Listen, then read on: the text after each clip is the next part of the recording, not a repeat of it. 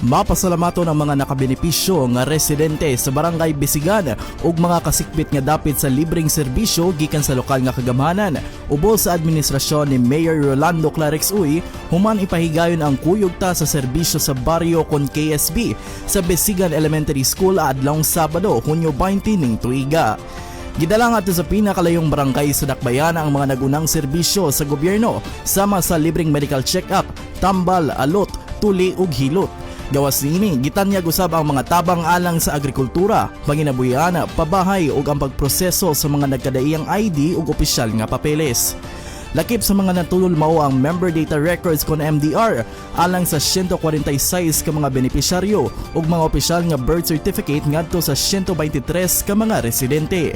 Nagapod-apod usab ang City Veterinary Office ug mga free-range nga manok ug baka ngadto sa 5 ka mga residente. Samtang mga ekipo sa irigasyon ang gihatag sa Agricultural Productivity and Operations Office sa mga magunguma.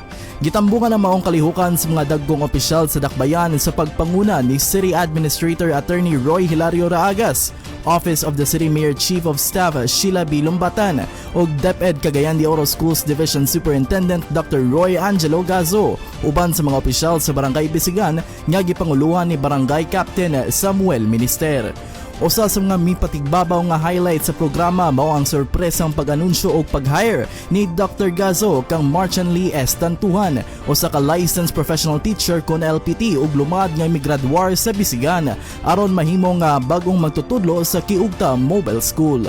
Aron maghatag og kabibo sa maong adlaw, mipasundayag usab ang mga estudyante og magtutudlo gikan sa Bisigan Elementary School, Bisigan National High School ug guro dancers gikan sa DepEd Cagayan de Oro Division.